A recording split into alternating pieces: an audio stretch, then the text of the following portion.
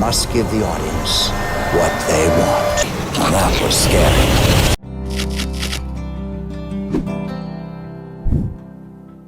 Welcome to Recap King. In this video, we will explain The Last Showing. This movie tells the story of a man who traps a couple in a cinema. He then created the bloodiest game according to the scenario he had prepared. Can the couple be free from the trap of his game? Let's find out in The Last Showing. The Last Showing begins with a couple, Martin and Allie, who are in love. They are often seen making out anywhere and anytime as if they were inseparable. The scene then switches showing an old man named Stuart. Stuart is an employee who works in a movie theater. Stuart hopes to live his old age happily, but fate said otherwise. In his old age, he still has to make a living by serving moviegoers who often make him sick because of their indifference to cleanliness and regulations in the cinema. They love having sex in the auditorium and throwing their condoms away carelessly. Long story short, Allie invites her boyfriend to watch a movie at the cinema on the nightly schedule. Allie deliberately bought tickets at that time because usually not many moviegoers watch movies in the middle of the night. In addition, they can also freely make out in a quiet auditorium. Martin, who was able to predict his girlfriend's wishes, immediately welcomed her invitation. That same night, the manager of the cinema named Clive received information that one of the employees could not work the night shift due to urgent business. Clive looks annoyed, but Stuart assures him that he can double up as a food stand, ticket salesman, and cinema projector controller, as not many people will be visiting the cinema in the middle of the night.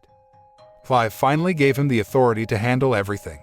Allie and Martin were at the theater a few minutes before the movie started. Clive had greeted them at the entrance. The atmosphere in the cinema was getting quiet. The visitors who had just finished watching the film on the previous schedule were seen leaving the cinema. Allie then headed for the food stand, but none of the employees were there. She called out into the hallway where the food stall employees usually gathered, hoping someone would come out of there. Stuart finally appeared. He apologized that Allie had to wait so long. Stuart then served Allie, who wanted to buy popcorn and soda, in a very friendly manner. Unbeknownst to Allie, he poured something into her drink and told her that the remaining soda wasn't fresh anymore because it was late. Allie drank a little of her soda, but she canceled it because it didn't taste good. Stuart then threw the drink away. Allie and Martin then entered the auditorium, where the film of their choice was shown as scheduled. There were no other visitors there apart from the two of them. Meanwhile, in the projector room, Stuart shows strange behavior when he records the room with a camcorder. Clive, who is there, warns him and says that cinema regulations don't allow anyone to shoot movies in theaters. But Stuart says he doesn't care about the rules and doesn't care about his job anymore. He then attacks Clive and stuns him into unconsciousness. After the incident, the loudspeaker in the auditorium where Allie and Martin watched the movie suddenly made a loud buzzing sound. Allie and Martin decided to go outside because they were uncomfortable with the loud noise. It turned out that Stuart had planned everything. He even had written down their actions sequentially on a piece of paper, including their decision to leave the auditorium. Stuart then took all the room keys from Clive's pocket and exchanged them for an emergency elevator key. Allie, who was still in a panic, suddenly felt dizzy and nauseous. She then went to the toilet and vomited. Stuart, who had been in the toilet, secretly recorded Allie with a handycam. After throwing up, Allie didn't feel any better, but instead felt that her dizziness was getting worse. She suddenly fell unconscious in the toilet. Stuart then comes out of hiding and kidnaps her. Meanwhile, Martin has not realized that his girlfriend has disappeared. The situation became even tenser because all access in and out of the cinema building had been closed, and the lights had been turned off. There is little light left in certain places. Martin then looked for Allie in the toilet, but she was nowhere to be found. Martin went back to the lobby of the cinema because of the lighting there still on. Suddenly, a large monitor screen above the ticket booth showed the schedule for the film in the entire auditorium. He was surprised because Allie's name was emblazoned on the film's title column in the auditorium room number 12. He rushed to auditorium number 12 because he thought Allie was there. But when he got there, Martin saw footage of what had happened to Allie while in the toilet. Allie is unconscious and is now being held captive by someone somewhere.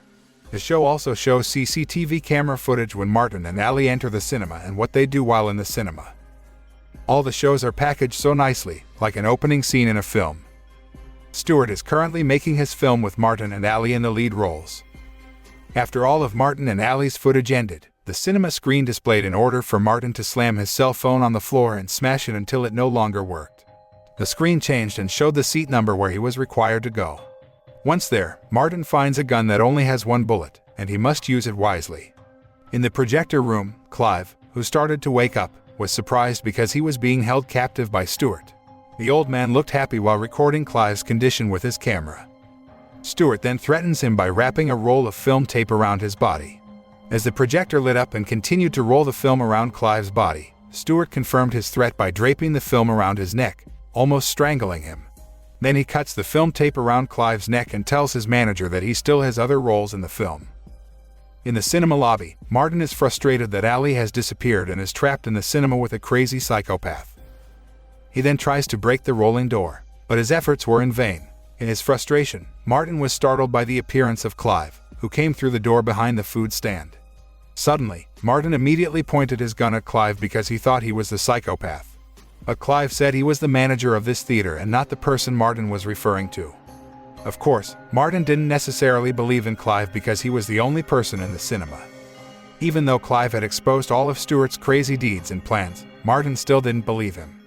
An emotional Martin and a frustrated Clive then fight. Stuart, who was watching their fight from the projector room, seemed to be enjoying himself. Martin, who can no longer hold his emotions, pushes Clive into the popcorn machine and shoots him dead. Stuart looks very satisfied watching Martin kill his manager. And again, this was as expected by him, like a scenario in a movie. Martin finally realized that Clive wasn't lying, but it was too late. Stuart then ordered Martin to search Clive's trouser pocket and retrieve his keys and wallet. After that, he was told to open the cash register and scoop up all the cash there. Martin was then directed to the engineering room, and he finally found Ali, who was still unconscious.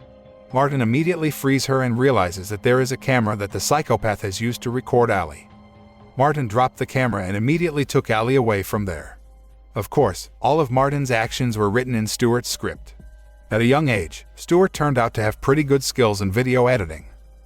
With state-of-the-art equipment in the projector room that supports his video editing capabilities, Stuart cuts and splices videos showing all of Martin's actions in the cinema, then stitches them together into scenes in a movie. On the other hand, Ali finally woke up, but she was still sick and vomited in the toilet again. Martin scolded Ali and told her not to stay long in the toilet. After exiting the restroom, Ali followed Martin into the lobby. But without Martin realizing it, Clive's wallet fell out of his pocket, and worse, Ali knew about it. Ali then picks up the wallet and is surprised that Martin has another man's wallet. Ali then suspects that Martin has robbed someone. The couple had a big fight. Martin tried to explain that it was all an accident, but Ali told him that she noticed something odd about her clothes. She then accuses Martin of harassing her while she is unconscious. Martin denied it, but Ali couldn't believe it because there was no one else in the cinema besides him. Ali then ran to the toilet and locked herself there. She began to examine her clothes and was increasingly convinced that Martin had raped her because some of the buttons on her shirt were undone, as well as her bra straps.